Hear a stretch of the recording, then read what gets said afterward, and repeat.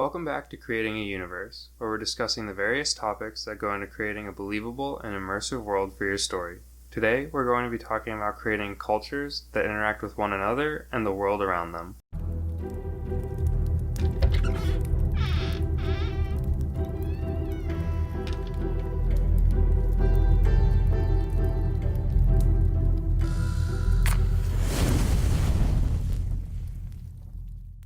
This topic is interchangeable with the previous topic of history because just as history shapes cultures and their traditions, so too do cultures make history with each other through alliances, wars, and technological advancements. One of the most important things to keep in mind when creating a culture is to make sure that it's consistent with its surroundings. As always, this means do your research. What kind of real-world cultures are they based off of? Or are they an entirely new concept?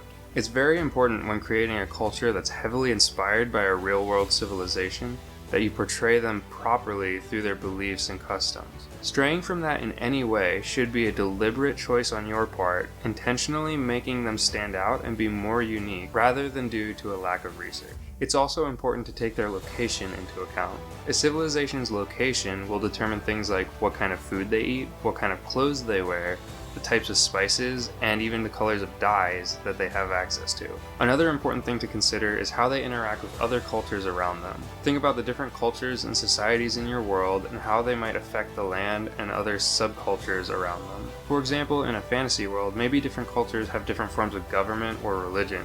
Maybe there's a tyrant in power, or maybe there's a religious inquisition going on. Or in a science fiction story, different cultures might have access to different levels of technology, thus separating them into separate classes. Maybe one class trades technology with another, while the rest want nothing to do with them. This would subsequently make a subculture that maybe illegally smuggles different types of technologies between the factions. It's also important to consider how different cultures are treated by society. Are they in positions of power, or are they discriminated against? And how does this affect your story and your characters? This will add depth and complexity to the interactions in your world, as well as add opportunities for conflict and character growth. Now that we've covered the broader concept of creating a culture, I feel like I'd be doing you a disservice by not at least mentioning what is personally my favorite aspect of any culture.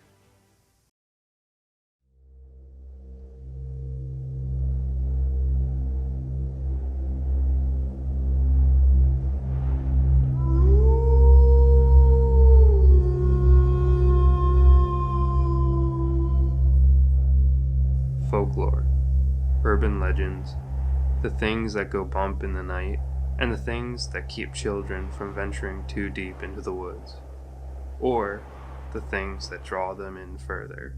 The world of folklore is as big as the world around us. It's a second world, the world unseen. Most people go through their day-to-day lives being none the wiser to this world. Some people only hear fairy tales and rumors of it and think that's all it is, while a select few experience these otherworldly encounters for themselves. The world of folklore is my personal favorite aspect of world building, and in so, I think it deserves more than just this brief mention. Werewolves, vampires, Sasquatch, the boogeyman. Every culture has their own take on these things, so keep that in mind and start planting the seeds of these legends as you build out your cultures. And if you're creative enough, maybe you could just make up a few legends of your own, but that might be a topic for another day. And that's going to be it for this episode of Creating a Universe.